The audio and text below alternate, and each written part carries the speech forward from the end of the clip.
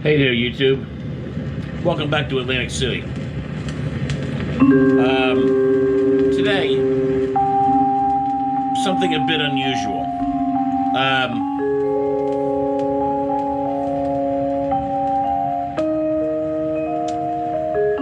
Hermann Hesse was a poet and novelist who, born in Germany, lived to for all things you must try to be many years in Switzerland. And a brother. Take them. Sorry about this. I'm going to speak over just a little bit of this. Is another. Difficult to do two things at once.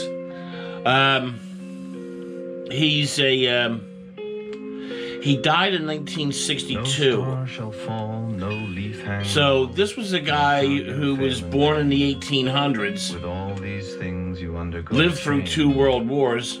And rise again. Lived through the Spanish flu. Saw some stuff.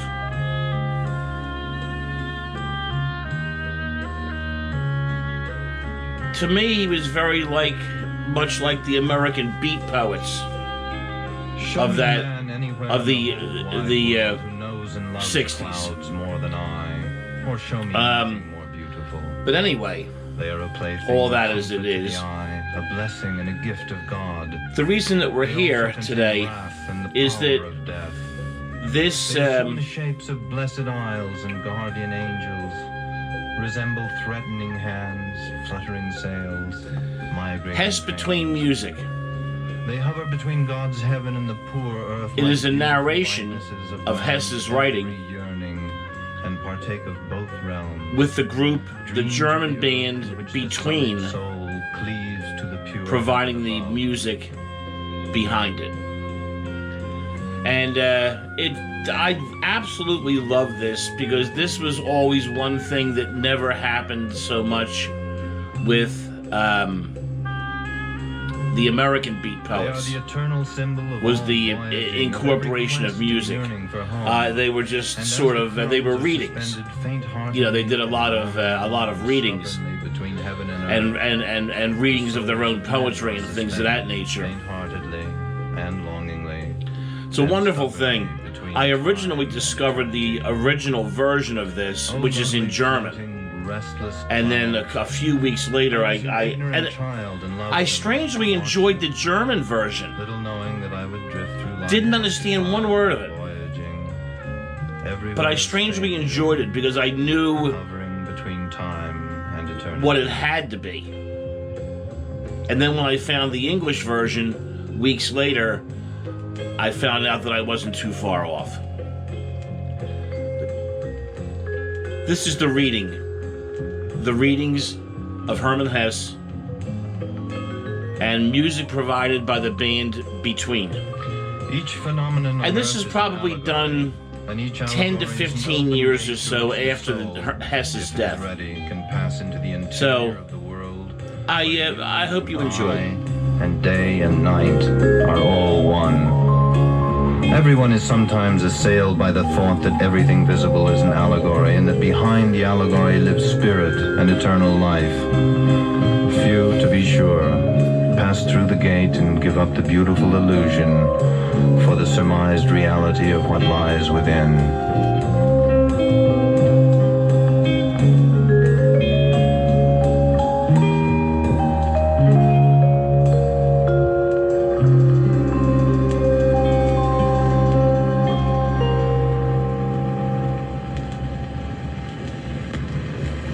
I'd love to play the violin, but I wouldn't know where to begin. To learn piano could take me years, but whistling is music to my ears. Well, I'm no master, nothing of the sort. Art is long and life is short. Still, I'd say my little fife has brightened up my dreary life. The world may not be listening, but I'll just keep on whistling. I don't give a toot, you see, for the world, for you, or even me.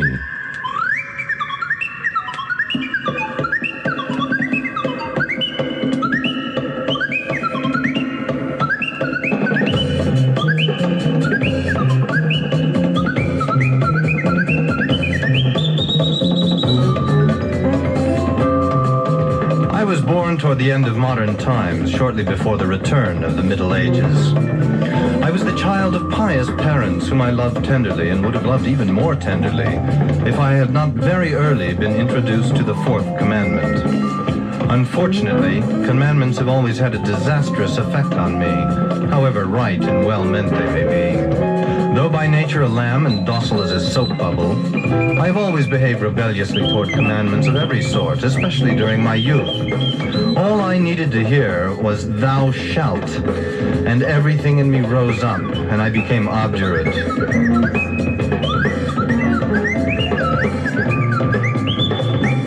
It's true that our teachers taught us in that amusing subject called world history that the world has always been governed, guided, and transformed by men who made their own laws and broke with traditional regulations. And we were told that these men should be revered. But this was just as deceitful as all the rest of our instruction.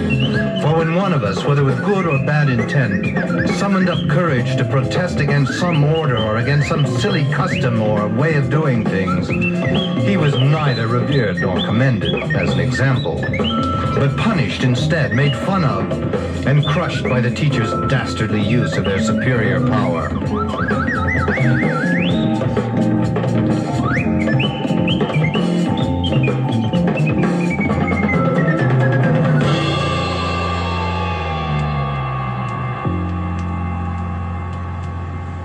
Jesus was 12 years old when he shamed the doctors in the temple. We all of us at the age of 12 shamed our doctors and teachers. We were more intelligent than they, more inspired than they, more courageous than they.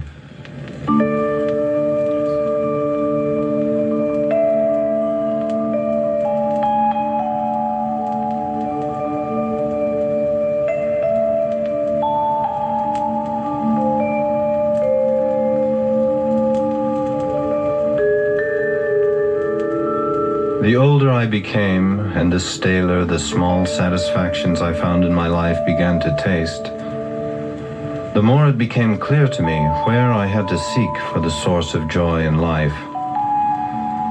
I learned that to be loved is nothing, to love, however, all. And more I thought I saw that what makes our existence worthwhile and delightful is nothing more than our feelings and sensibility. Happiness is love, nothing more. He who can love is happy.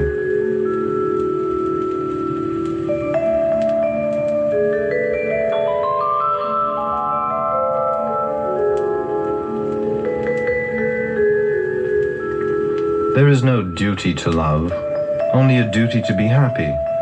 And for that alone are we on this earth. One rarely makes others happy with duty, morality, or commandments, since one does not make oneself happy with such things. If man can be good, he can be only if he is happy, if he is in harmony with himself, that is, when he loves. This was the teaching, the only teaching of the world. Jesus said it, Buddha said it, Hegel said it. For every man, the sole matter of importance in the world is his own innermost being, his soul, his capacity for love. If that is in order, he may eat millet or cakes, wear rags or jewels, for then the world harmonizes with the soul, is good, is right.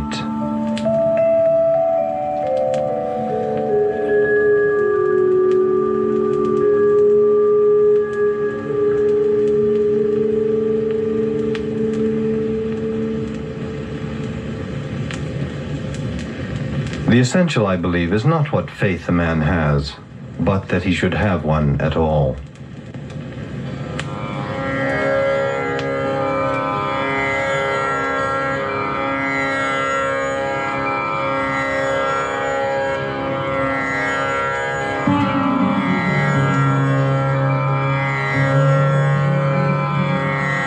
When it came to his attention that younger artists had taken to standing on their heads in order to test a new way of seeing things, Meng Hsie immediately undertook this exercise, and after trying it for a while, he said to his disciples, "The world strikes me as new and more beautiful when I stand on my head." This story spread, and the innovators among the young artists boasted no little of this confirmation by the old master of their own experiments.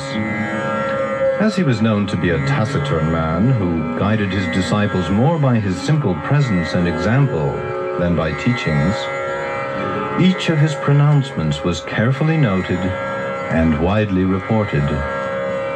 But then, soon after these words had seduced the young people, even as they had estranged, even angered their elders, yet another of his pronouncements became known. Recently, so it was said, he had expressed himself thus: "It is well for man that he has two legs. Standing on one's head is not beneficial to health. And when one resumes the upright, the world looks twice as beautiful as before."